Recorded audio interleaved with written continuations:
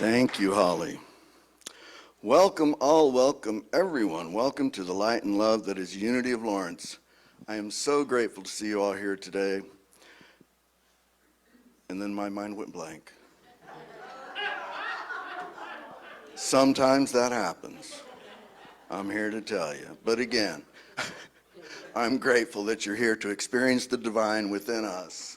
Okay, let's just try that. All right. As you know, in Unity we begin everything with prayer. So let's take a centering breath and open to the divine that is within all of us and listen to this prayer. On this day, we dedicate our hearts to peace on earth. We appreciate everyone's spiritual journey and the abundant blessings bestowed upon us. In unity with all who seek to express freedom, joy, and transformation, we welcome our divine inheritance as creators. We come from love, as love, to be love. In harmony with this truth, we live to the best of our ability with a peaceful mind, a peaceful heart, and a peaceful spirit. And so it is. Amen. As you know, our prayer chaplains are trained to hold sacred space and pray with you one-on-one. If there's anything in your heart to be held in prayer, we invite you to see a chaplain following today's service at the front of the sanctuary. And today, boy, my mind went blank. It's Diane. Thank you. I think I got too much sleep last night. Okay, please stand and let's join Holly in singing, I Am the Thinker.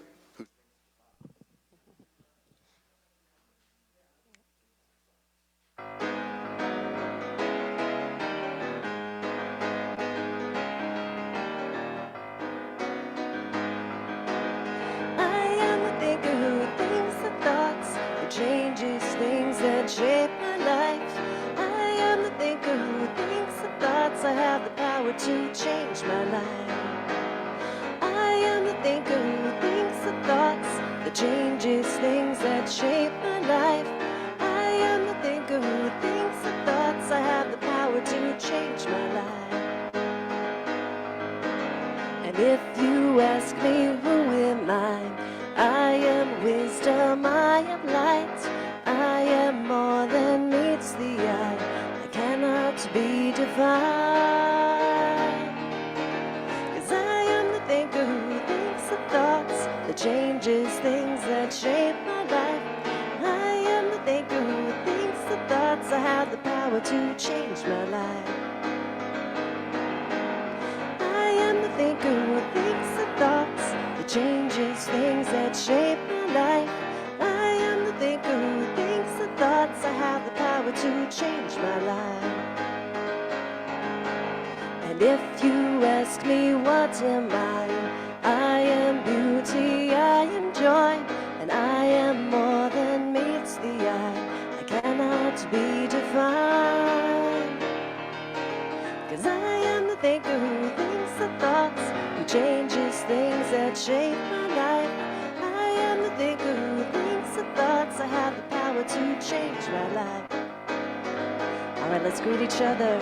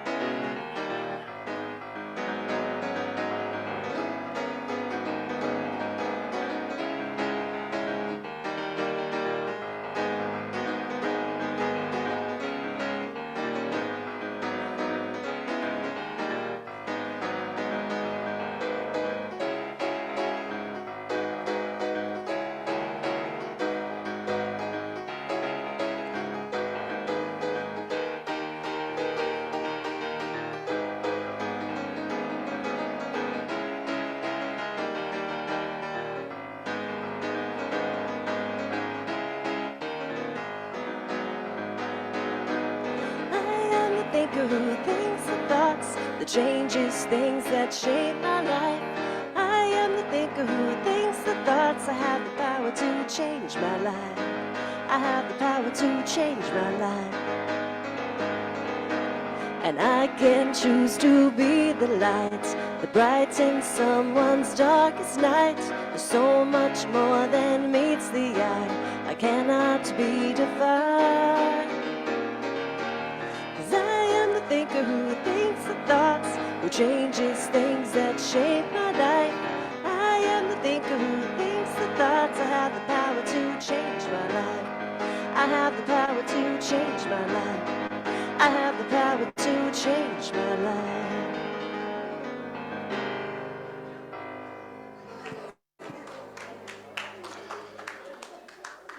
Thank you, Holly, and thank you all for joining in. And now, of course, it's time for our Unity intentions. Please affirm with me Unity's founding principle. There is only one presence and one power in the universe and in my life, God, the source of all good. And now our Unity of Lawrence vision statement. United in divine love and joy, we celebrate a peaceful and abundant world for all. And now our Unity of Lawrence mission statement.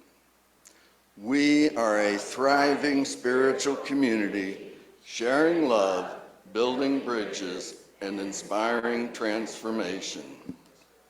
And now please welcome our special musical guest, John Keck.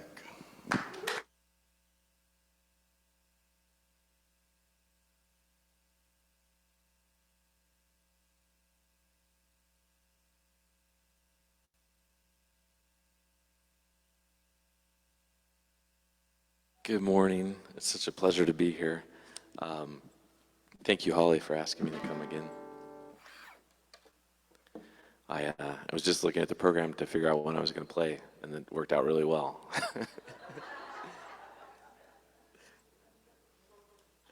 I thought I would start with a love song. I've done this a couple of times now, and it's really nice to be asked to come back anywhere, but to play in a place that's so full of love and light is a rare opportunity for me. So if I've played this one before, I apologize. I try to play songs that people haven't heard me play before. But, okay, perfect. I couldn't remember if I've done it.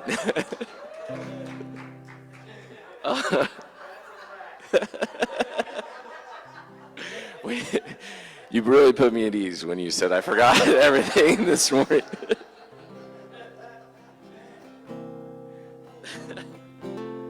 This is a simple song, love song.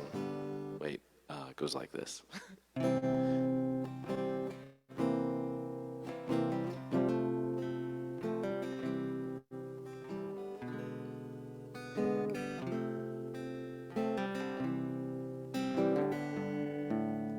Well, some say some who wander may not be lost, that the heart is the compass and time is the cost.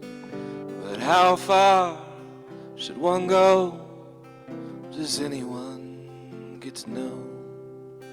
It feels like beyond no return.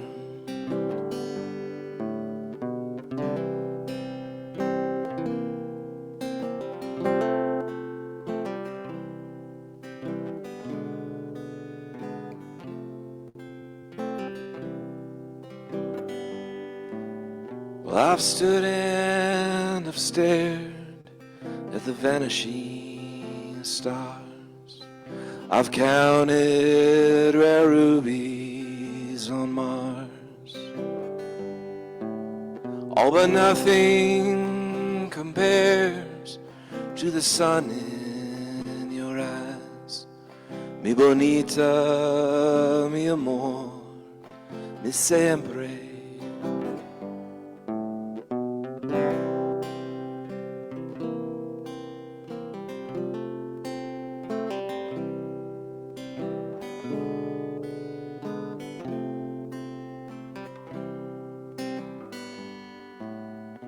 This side of forever lives a beautiful dream. I hope you know to me, you mean everything. The sun from your eyes, the rest of our lives. Mi bonita, mi amor, de siempre. The light from your eyes to guide me through my nights. Mi bonita, mi amor, de siempre. Thank you.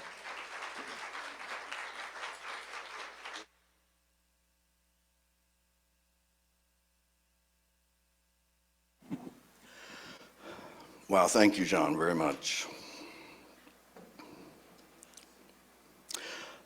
Jay Pryor is a speaker, author, executive coach, and lay member of this congregation. Welcome, Jay.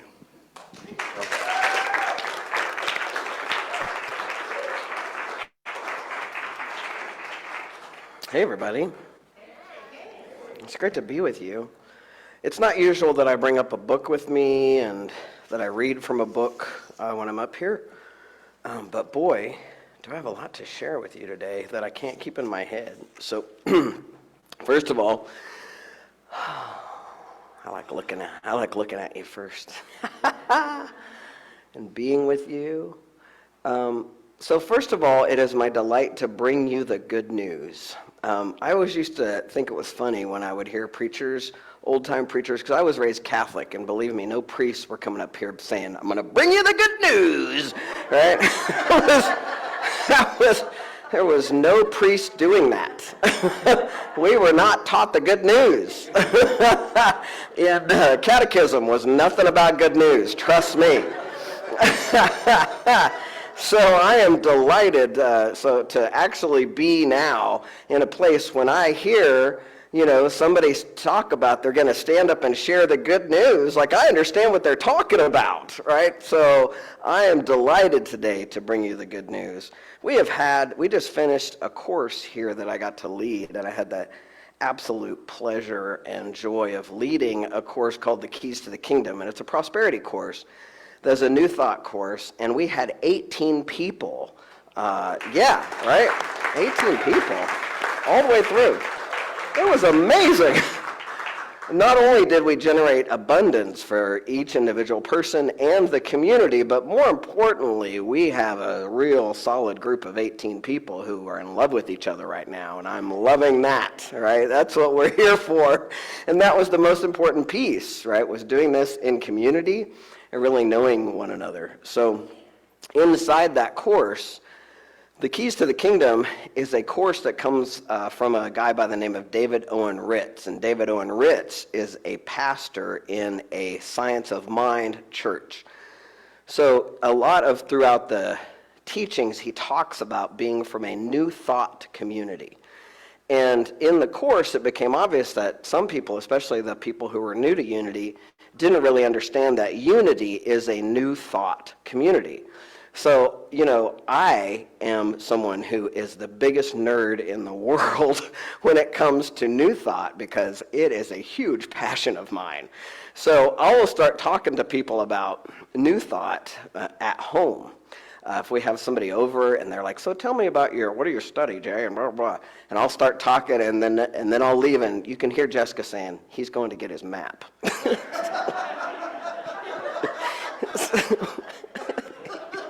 Because I'm not kidding. So, Avery, if you'd show me the next slide. Before that, actually, can we give Avery a round of applause? Because this guy, what a guy. He is brilliant. And Kathy's amazing and always has everything in advance, right? And I am somebody who kind of flies by the seat of my pants a lot. And so I said to Avery, when do you need my slides? Drop dead. When do you need them? And he said, I don't know, Sunday morning. I was like, you are the man. And then I get here and he's like resized them for me so you can see them and everything. So when I'm talking to friends at home or somebody and Jessica says he went to go get his map, this is my map. This is the one that, for me, I usually pull out.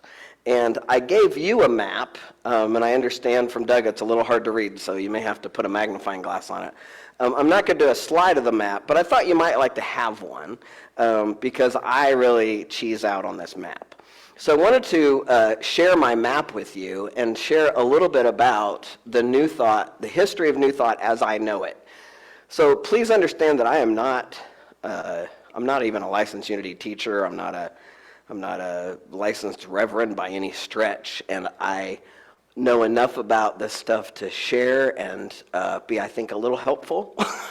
But I am not. My point is, like, if you go out to the interweb and find things that are contrary to what I tell you, trust, I don't know all the answers. But I'm going to share with you what I know, what I've learned, and what I've been told, because for me it's a fun story. So it all starts with old Phineas Quimby up there at the top. And old Phineas is not a well-scholared human, right? Phineas is a watchmaker. He's very precise, right? And he's a watchmaker, and he attends a mesmerization experience, right? So back in the day, in this time, they're studying Mesmer, and Mesmer was the person who started mesmerizing people. And he had a theory that with a magnet that he could put people into a trance that would do all, they could heal from this, they could know things. And so he started doing displays, right? And so there was a practitioner who was a Mesmer practitioner that Phineas Quimby attended. And Phineas was amazed by this. He was mind blown to the point that he basically kind of took off and followed this practitioner around for a couple of years and studied, and he himself became a mesmerist, right? He would put people in trances. And so for 10 years, Phineas went around putting people in trances, but he also had a partner, a buddy, that was a clairvoyant. And so what happened was it became a thing, like a program, where Phineas would put his friend, he'd have someone come up, and he would put his clairvoyant friend in a trance, and that clairvoyant friend could diagnose and give cures for people for illnesses. And so they were very successful, and people started hearing about, they would call him Dr. Quimby. He was not a doctor by any stretch, but they were Dr. Quimby. They would go to get cures by Dr. Quimby. Well, over time, Phineas studied, learned, and he was a researcher, right? But he was not very well spoken, nor did he write well. So my understanding is there's tons of writings by Phineas that you can find, and the grammar is so bad that it's hard to understand them sometimes, right? Because he was not a scholar. Now, had he been a scholar, had he been somebody who was well thought of in the world, he may be the one who ends up with the idea of a placebo effect, right? He's not. He's not the guy.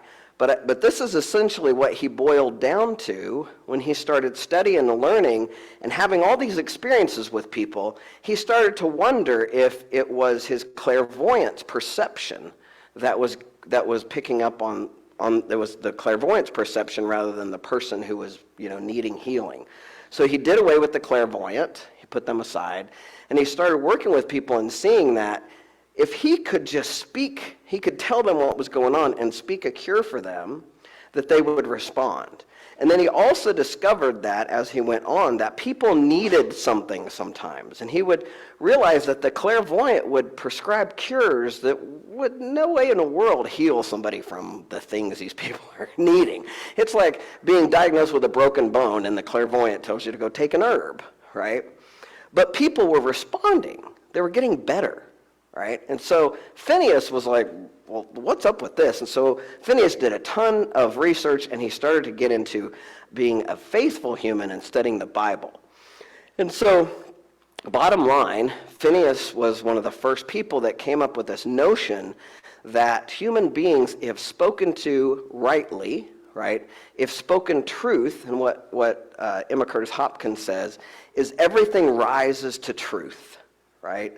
Everything rises to truth. Now, I've been an executive life coach for over 16 years, and I coach people all the time. And when they come to me sometimes, I know, they're not living in truth, right? They're living in their circumstances, they're living in their ailments, they're living in their dis-ease, they're living in whatever their trauma they're dealing with, drama they're dealing with. And all I have to do is speak truth to them, and they sit up straighter. And for the time that they're with me, I shift them, right? So a client comes to me and they're focused on everything that's wrong in their lives and everything that's not working. And all I do is shift them by having them focus and start to speak to and look at what's working in their lives. And like I said, they respond. So that's what Emma Curtis Hopkins means when she says, everything rises to the truth when you speak it.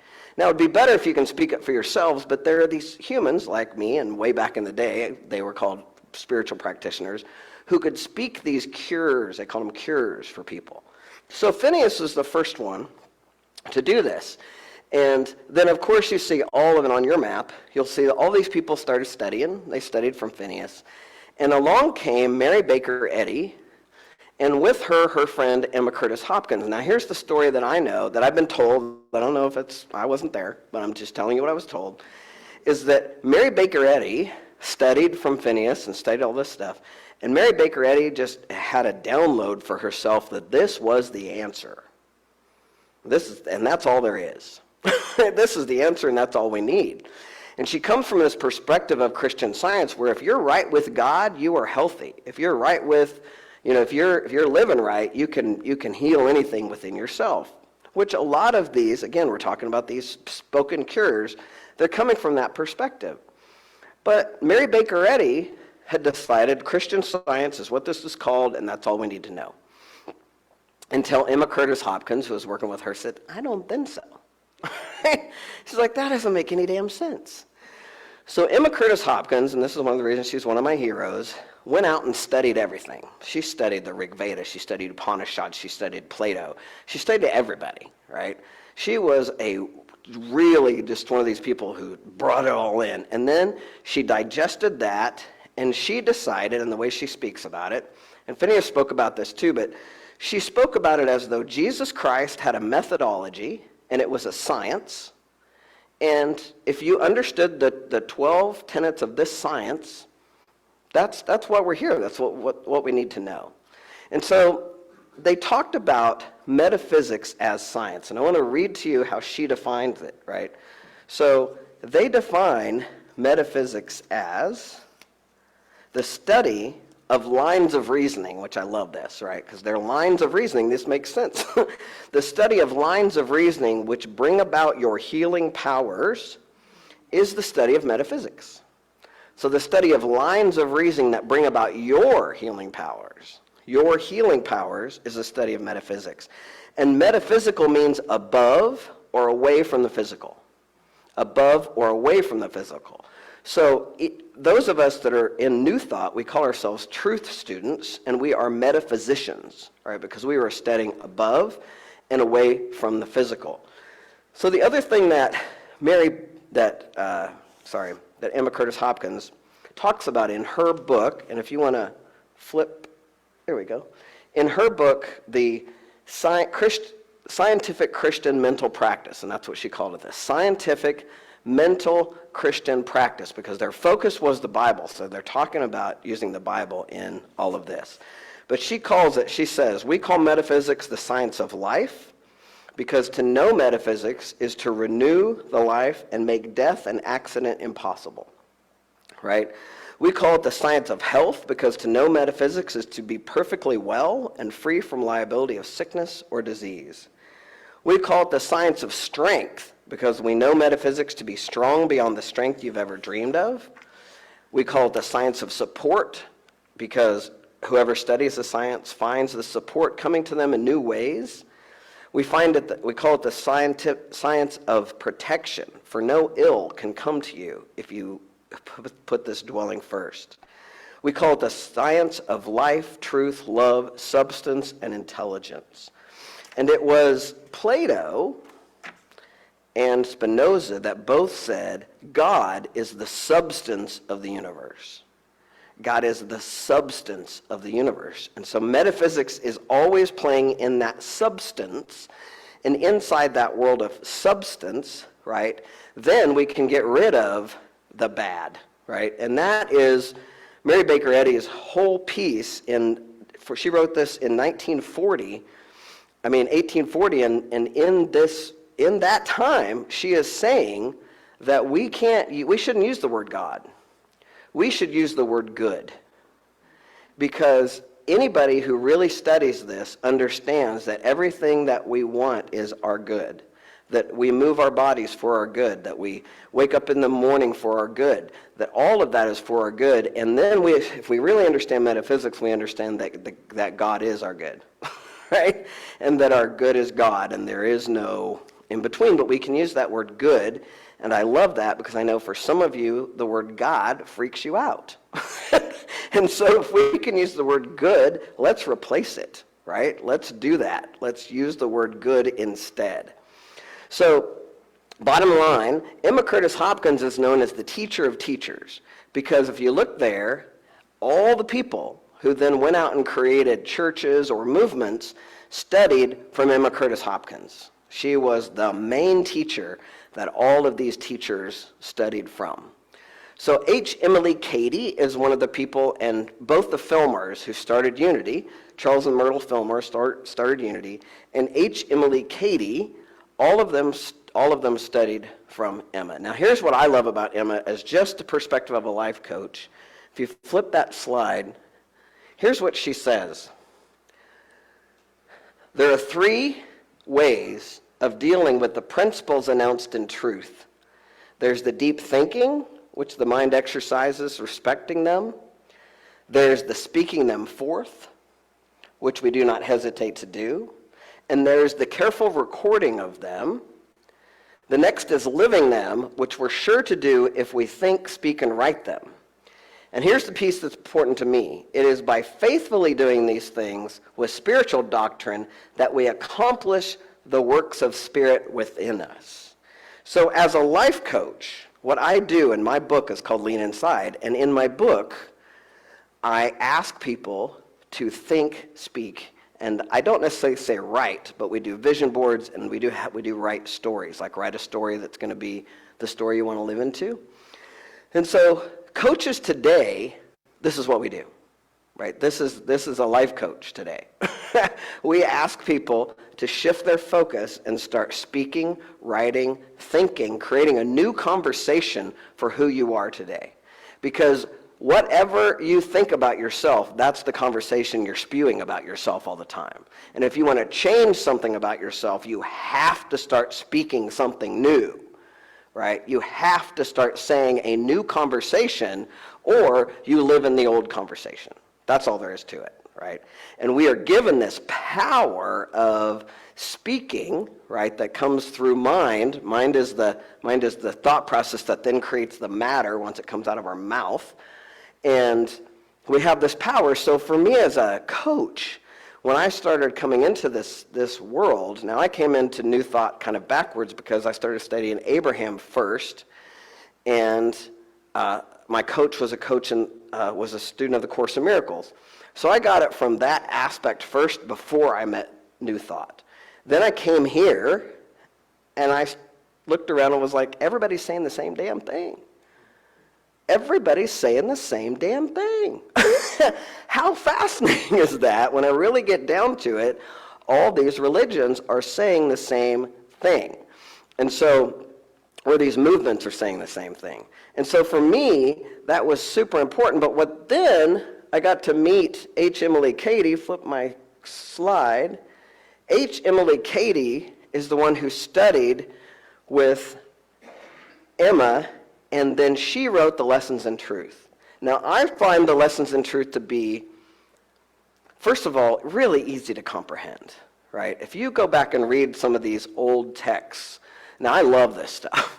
I could roll around in these old, especially the old ladies, and their writings forever, right? And some of it's like hard to get your head around. But H. Emily Cady's Lessons in Truth that we use as Unity as a major text is super easy to understand. And it dials in all of it, right? Everything you need to know is in that Lessons in Truth. But the most important piece that all of these people, right, all of them talk about is the one piece that they all have in common and that every world religion has in common and that Mary Baker Eddy distinguished was this truth, right? This one solid truth. And so that truth, and being a truth student and studying the truth, is what New Thought is all about. So New Thought then spurred off into the Fillmores, actually started as a healing ministry. So they were taking the healing piece and smashing it together with what they called practical Christianity, and they formed the Unity movement. Ernest Holmes, on the other hand, went the science of mind route, right? So the science of mind, those churches that spur off now all over the country are called, I can't believe I just blanked on that. Centers for Spiritual Living. Thank you. Gosh, Center for Spiritual Living. And the closest one to us is in Kansas City. So there's a Center for Spiritual Living on 39th Street in Kansas City. And they used to have a reverend, his name was Chris, and he was really good. I listened to them. Chris Matthews? Michaels, right. And he actually has a podcast you can listen to, and he's pretty prolific. But all of those that then formed churches all over the place, and then out in California, Michael Beckwith had started Agape, which is another form of New Thought, right? All of these different religions or movements, churches, places of faith, all come from this one place. And all of those people sprang forth from Mary Baker Eddy, and on the other side you do have Emerson. Ralph Waldo Emerson was a huge influence, and they were studying, transcendental meditation and the Upanishads. But the bottom line is that all of these people come down into one truth that I never was taught growing up. And it boils down to these 5 unity principles that we have. Mary Baker Eddy, in her book, boiled it down to this. These will sound familiar. There's 5 universal affirmations. My good is my God is life, truth, love, substance, intelligence, omniscient, omnipotent, and omnipresent.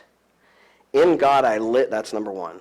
Number 2, in God I live and move and have my being. Sound familiar? Number 3, I am spirit, mind, wisdom, strength, and wholeness. 4, the I am works inevitably through me to will and to do that which ought to be done by me. 5, I'm governed by the law of God and cannot sin or fear sin, sickness, or death. So these boil down, and they all boil down to this one, what they call a statement of being. And that statement of being, what we know as the great I am. And so what Mary Baker Eddy says is when Moses went to talk to the good, right? She didn't say God. She says when Moses went to talk to the good says its name is I am, right? And when we affirm that I am, that knowing of ourselves as that, it's always good. Do you ever affirm something on purpose, right? You don't want to affirm something on purpose that isn't good. We don't do that. We don't be like, I'm affirming today that I am a worthless piece of crap. No, we're not doing that. When we're affirming, we say, I am powerful, I am light, I am love, I am, right? And I am, and I am. And those of us who have been studying enough, and study this stuff, if you're a beginner, this is where we go, is that I am is an inner being. It's an inner spirit that is within us, and it lives in here, right? And the body, the skin bag, is just there as its vessel, right? It's like a vessel. And so every one of them teaches this knowing that who we are is this one I am. And my favorite teacher, so then teachers went on beyond that, and then in the 80s we had Eric Butterworth, and Eric Butterworth is one of my favorite teachers. Throughout the years, we also have other massive teachers like you can go learn from. Emmett Fox is one of my favorite ones. I talk about Emmett a lot because, I have a son whose name is spelled the same way. Maybe it's on purpose. And Emmett Fox, if you know me, you know that I like brief. Emmett Fox writes pamphlets that are really short, and I like short. So Emmett Fox is one of my favorites because he's very prolific, but in short spurts, and I enjoy that. But all of these teachers, and it boils down to my favorite quote from Butterworth, if you could hit me in my next slide, is this. God is in you as the ocean is in the wave. Now, I want us to change that to good, but I couldn't alter the slide because I couldn't figure out how. Truth. Good is in you. Will you affirm this with me? Good, with the word good. Good is in you. Good is in me. Good is in me. Let's affirm that. Good is in me. Right. Can the ocean be separate from the wave? Can the wave just be ornery and violent and just all kinds of cragginess and will it be separate from the ocean? No. No. Because the ocean doesn't give a crap if the wave is angry. It doesn't. It doesn't care.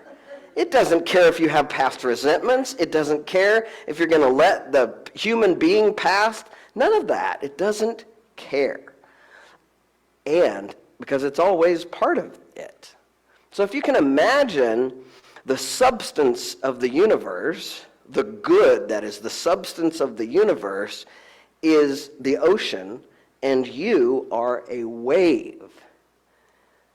You can be whatever kind of wave you want. It does not matter. You can be a cranky wave. You can be a happy wave. You can be a God-guided wave. You can be a I hate God wave. You're still not going to be separate from it, right? It's still going to be part of you. This is the one teaching and the one truth that I myself, as a New Thought practitioner, continue to ground myself in, is that truth that I am. Right, I am the wave. And so no matter what I do, no matter what I say, no matter how mean I am to somebody, or flipping people off, they're driving me by, I'm not going to get X'd out of the wave. Right? There's nobody going to pluck my wave out of the ocean and be like, you go over there, right? And I turn into a stupid salty ice cube or something, right? That's not going to happen. Knowing that for me gives me a peace, right? Now, there are other truths. There's 12 lessons in this science, right? As she breaks it down, there's 12 lessons in truth. There's lots of truth principles that we study. But the one that's the most important to me is this one. This is the first one that's most important. The second one, so I'm going to cut off here right now, talking too long, is that we access our knowing of this through meditation, right, and through being still. Now, Emily Cady, they'll all tell you this, and I love that Cady tells us this, is that trying to make a mind that is all monkey mind and, freaking out or whatever, trying to get that to be still is silly.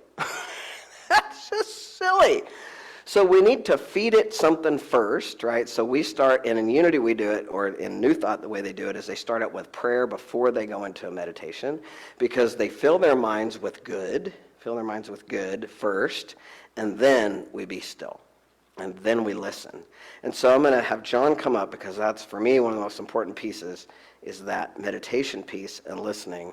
And thank you for letting me share my nerdy New Thought, like where we're coming from. Like I said, I could roll around in this all day. If you're at my house anytime, I'll pull out my map, because this stuff is profound for me. And if you're new to this work and or not, either way, for me, when I started hearing about this work, it was a resonance that I could not deny. It was something that was like, oh, wow, that's true. right? That's my truth also. And so for me, it just had me want more of it. And there's a ton of it here. And maybe we need to do a book study on lessons in truth, because that would be also cool. But the most important piece for me is going into meditation and having moments that I cannot deny, that are a knowing of myself inside of that ocean. The first time it happened was when I took the course, Keys to the Kingdom. I was meditating, and I disappeared, and I had a knowing of myself as light. That experience for me is one that I carry with me forever. Like when I have these experiences, it's like having a memory in childhood that sticks with you forever. So for me, this stuck with me as my knowing myself as light. And then I've had times when I've disappeared like that. And then I also have times when I'm in that, or I'm coming out of sleep, or I'm in the right place and I just hear things. The last time I was dreaming about money and I just heard, "Don't worry." And that's so powerful for me, because now every time I start to worry, I hear, "Don't worry." And it's really, for me, every time I could pull this towards me and continue to dive into this work, my point is, it just brings goodness to me. It brings more and more goodness and more of a knowing of myself as part of what I call good God. And that feels amazing. And for me, that's all I want, right? So I just want to be that. And so if you're desirous of all of that, this is a good place to come, because we are diving in. Right? We are diving in here in this community, and we are alive and we're thriving. I have been in these pews for years affirming that we are a thriving spiritual community, sharing love, building bridges, and inspiring transformation. And I'm telling you, in the last couple of months, we are a thriving spiritual community, sharing love, building bridges, and inspiring transformation. And so I invite you to, if this resonates with you at all, please keep coming back. Thank you, John.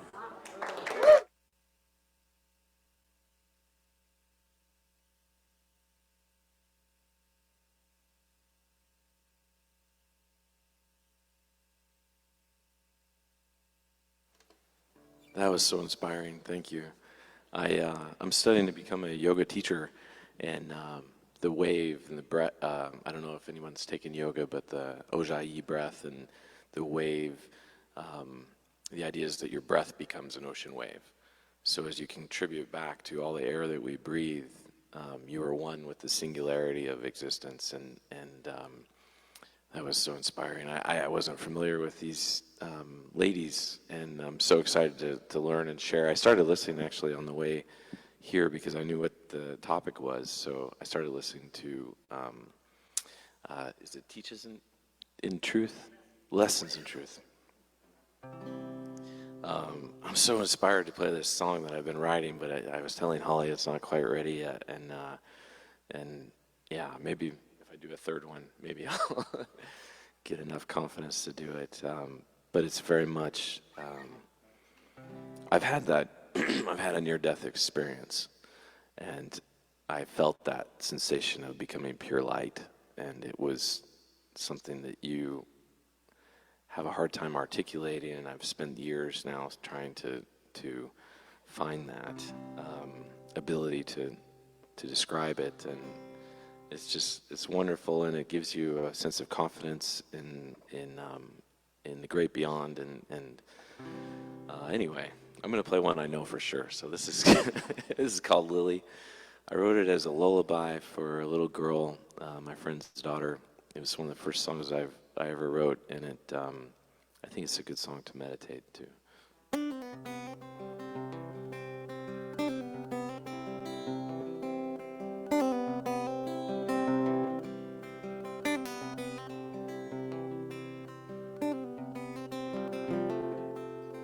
You're like lilies of the morning, so beautiful and free. I wanna wrap you in my arms. You mean the world to me.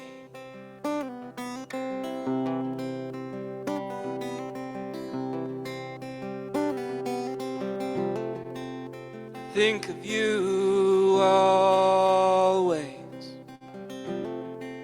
I think of you all days. The first thought I have in my waking head, the last thought I have before I go to bed.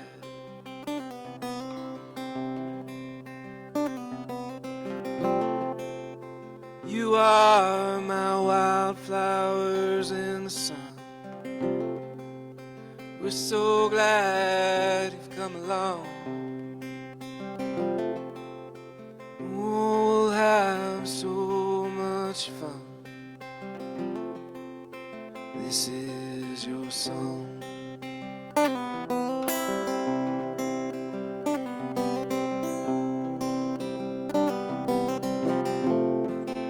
'Cause you are my lily of the morning, so beautiful and free.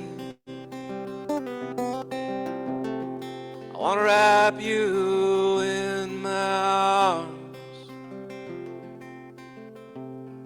for eternity.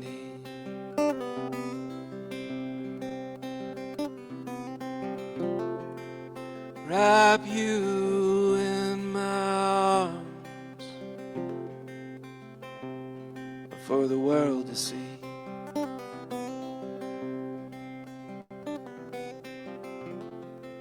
And wrap you in my arms. You mean everything to me.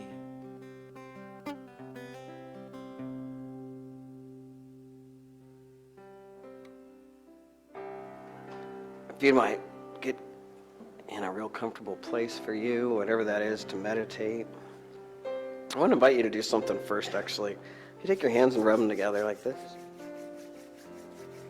And then lay them open on your lap somewhere. I want you to, if you're comfortable, close your eyes. And I want you to focus on your palms of your hands.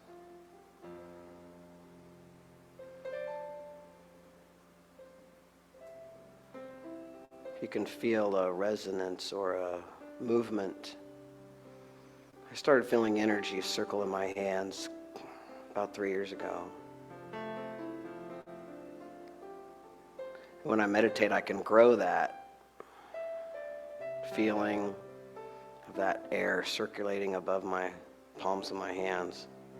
What I got for myself is that energy that I feel is who I am. I am not the skin bag. I'm not my thoughts, not my worries, not the extra 10 pounds in my belly. I am this wave, this energy. Let's give that mind something to think about. Let's bring in good. If you could just say to yourself, my will and good are the same.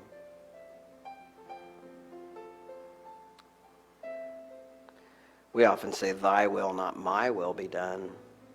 The truth is that my will and thy will are the same. My will,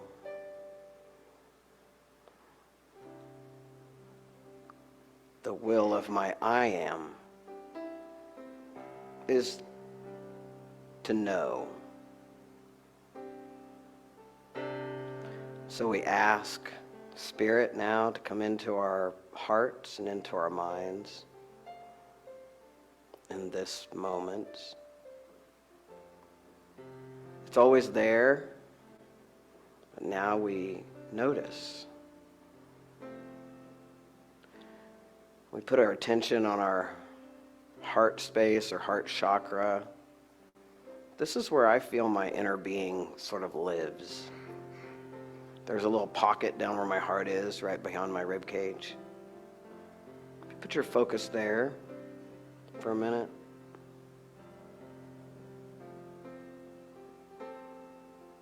Now, on a really good day, I can Feel that energy from the palm of my hand swirl up into that pocket of my chest.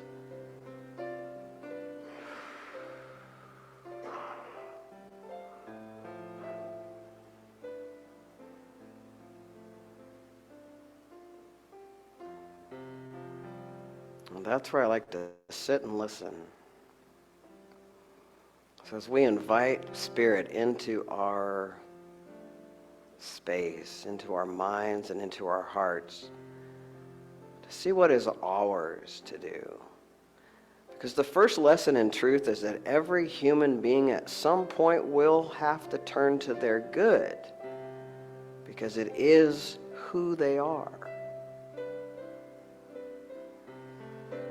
And today we make a choice to tap into that knowing of omniscience, omnipresence, that we are, that omnipresent, that omniscient, that Om. And we take a moment just to listen in the silence.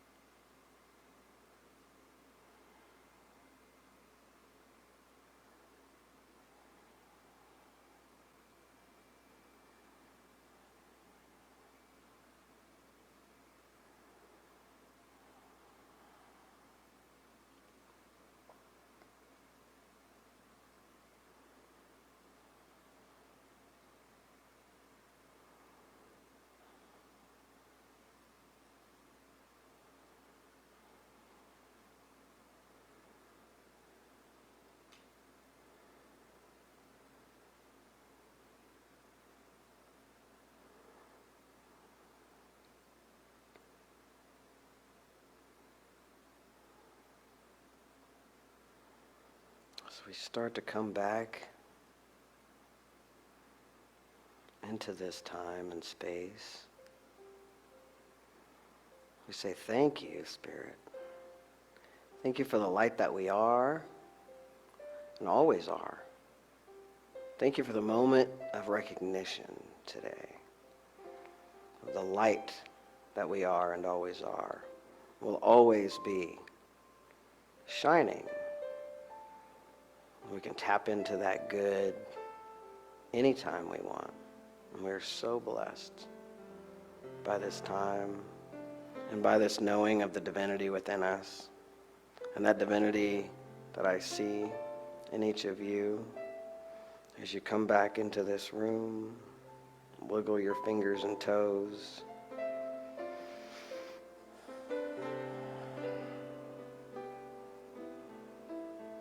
You can open your eyes when you feel comfortable and come back here.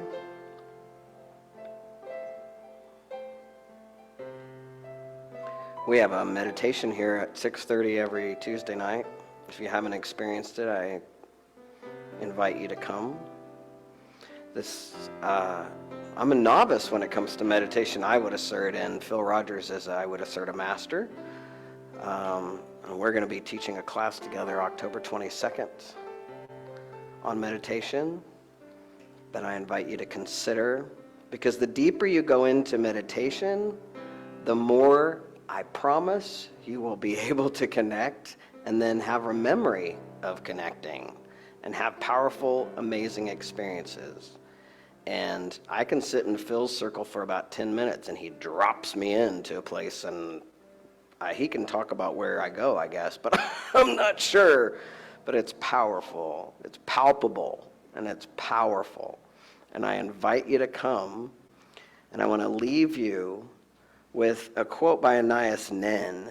It's one of my favorite quotes, and as a transgender person, I often speak of it. But it says, and the day came when the risk to remain tight in the bud became more painful than the risk it took to blossom. And sometimes we hit this spot, right, where it's that, and I assert it's our ego, it's that part of us that is resisting our good. It's our resisting our knowing of this expression of our spiritual power, and it hurts. It hurts.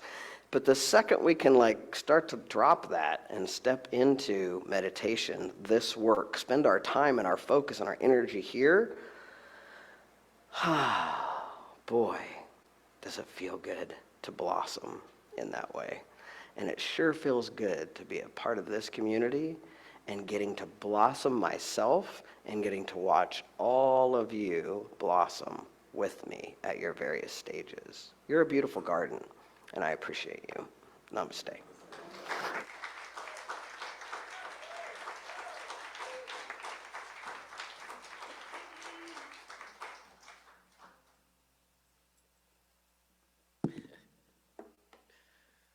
Okay, I'll try the new one. You inspired me. Yes. Good news is, if you don't like it, you'll never hear it the same way again. Bad news is, if you like it, you'll never hear it the same way again.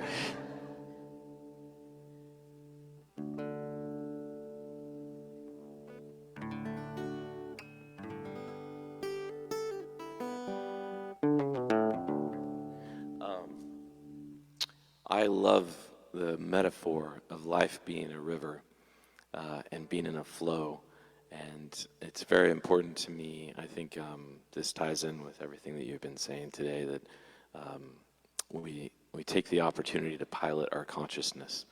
So by not returning back to old thought, I guess would be the way to describe it. So the idea behind this song came from something my mom says when she makes dinner. She'll bring it to the table and put it down and say, "I hope you like it." That's all there is. She's a Midwest lady. And I just love that. It's just so straightforward, and so I kept thinking, how do I make that, how do I use what I've been learning in my life and tie it into that phrase that my mom makes me laugh every time. And there was one more thing that I wanted to say.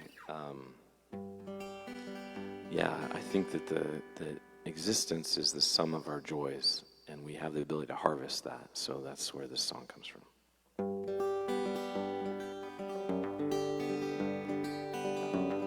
Could you turn the guitar up just a little bit? And when the river of life rises to greet you, may you jump in with both feet to steer you, and may you find what you need on your journey, leave what doesn't serve you behind. I hope you like it, that's all there is. I hope you like it, that's all there is. May you pilot your consciousness. May you wrap your arms around happiness. May you taste sweet bliss.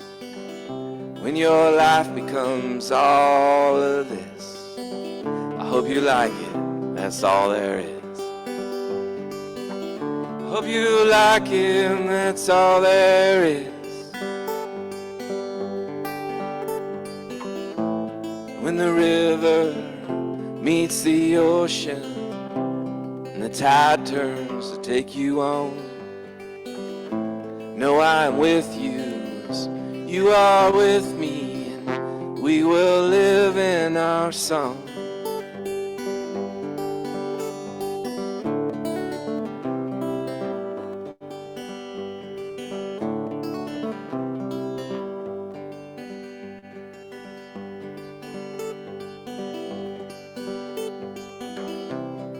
May you you dance with daisies between your toes.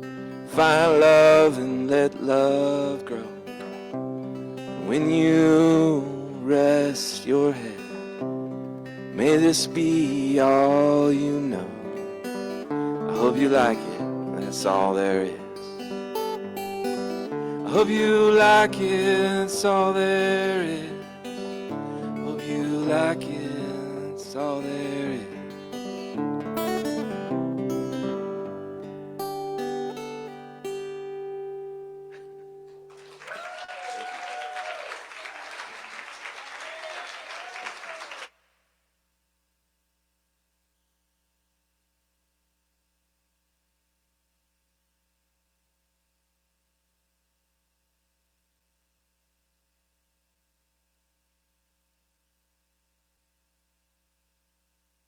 Was that amazing or what?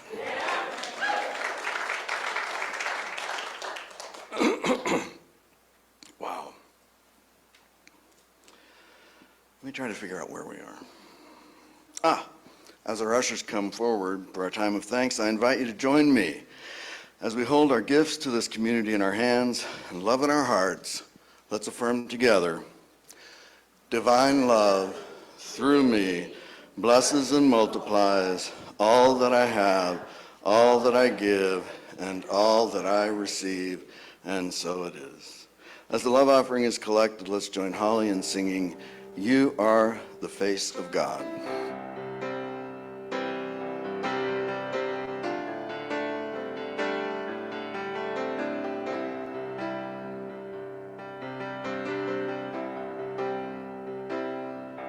You are the face of God. I hold you in my heart. You are a part of me. You are the face of God. You are the face of God. I hold you in my heart. You are my family. You are the face of God. You are the face of God. I hold you in my heart. You are a part of me. You are the face of God.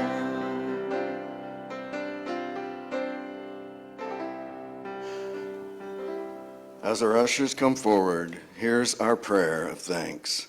Please listen. We are grateful and we bless the flow of good that supports our Unity community. We bless the givers who give their time, talent, and treasure. We stand in knowing that the flow of good goes forth only to return again and again, and so it is. Amen.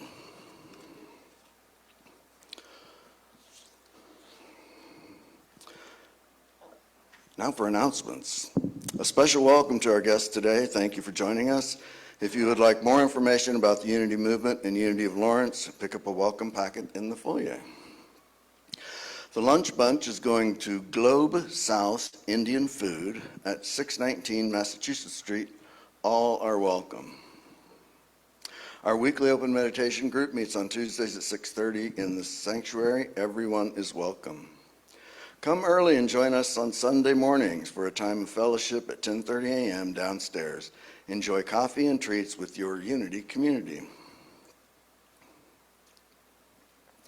A vision circle based on the keys to the kingdom will meet at Unity or on Zoom at 6:30 to 8 p.m. every Thursday until the week before Thanksgiving.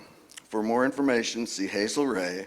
There are flyers in the foyer, and all are welcome. You don't have to have attended this recent class. You're welcome either way. September 10th at 9:30 p.m., my goodness, that's late. Let's try this again. September 10th at 9:30 a.m., meet up with your Unity friends at Hobbs Park parking lot, 11th and Delaware Street, to explore a portion of the Lawrence Loop Trail on your bike. To sign up or for questions, call or text Pat Collette, 785-766-1734. There's a flyer in the foyer with more information. We are having a Welcome Family Sunday on September 18th at 11 a.m. when world-renowned blues singer, songwriter, and pianist Kelly Hunt provides both our special music and the talk. We're also thrilled that Dr. Danica Moore, Director of Youth Education, is back from her summer project and will be in the house that day. Please invite anyone you know with children or grandchildren who might find our spiritual home appealing. We are hoping to bring in many new smiling young faces September 18th and hopefully many Sundays thereafter. There's a copy in the foyer of the message you can send in an email. Thank you for helping spread the word to help us recruit families into our loving, supportive, joyful spiritual home. Even more music is coming on September 18th. Join Pam Grout, Karen Drucker, Greg Tamblin, and Gary Lynn Floyd for the amazingly awesome benefit concert for the 222 Foundation. The concert is at Unity Temple on the Plaza at 4 p.m. There's a flyer in the foyer. Save the dates. Chaplain training with Robin Goff and Karen Langsford on October 8th and 9th. New member class with Sharon Dwyer on October 16th, 23rd, and 30th after Sunday service. The second meditation retreat is scheduled for Saturday, October 22nd. Please join us next Sunday when Sue Riley brings us video, special music, and message. Do what I can do. Remember to bring a ready-to-serve dish for next Sunday's potluck. We also want to affirm that Sarah Jane, one of our members, gets healing, and anyone who needs healing, we affirm that healing. And now it's time to sing in our youth. Let's stand together. You are walking in the light, in the light, and the light. You are walking in the light, and the light of God. And the light, and the light, in the light, and the light, and the light, and the light, in the light of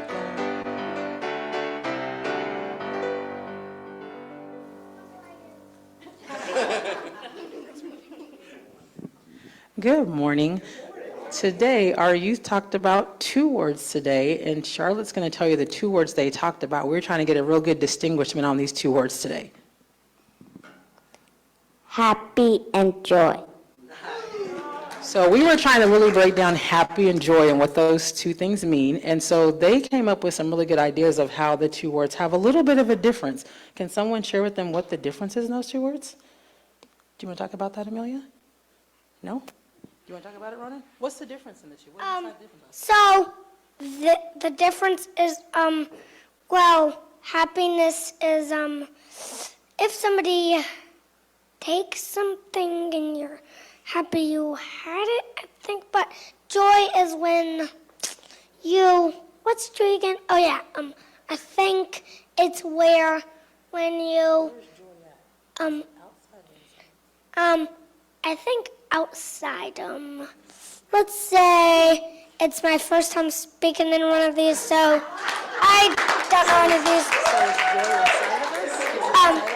these. Joy is inside of us. Yeah. So we were trying to get clear that because joy is a spirit-given thing, it's not something that people can take from them. So we were trying to distinguish between like their favorite toy, that toy could be broken or always receiving gifts, but joy is internal. So even if that toy goes away, the joy of what it represented, maybe it was who it gave it to them or what the toy symbolized, that was the joyous part, and that feeling can never be taken from them. But the happiness might have been the item itself. So they drew a mural of 6 things that bring them joy, and they tried to put it into picture format to think about what that item represented that represented the joy that's spirit given. So that was their lesson today. Thank you, Danica. And now it's time to bless our youth. Let's rub our hands together. We love you, we bless you, we appreciate you, and we behold the divinity in you.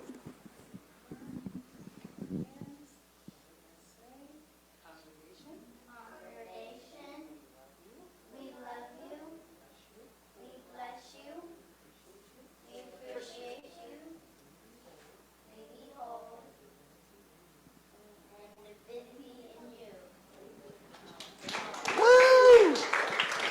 Because our vision is celebrating a peaceful and abundant world for all, let's all join in singing the peace song.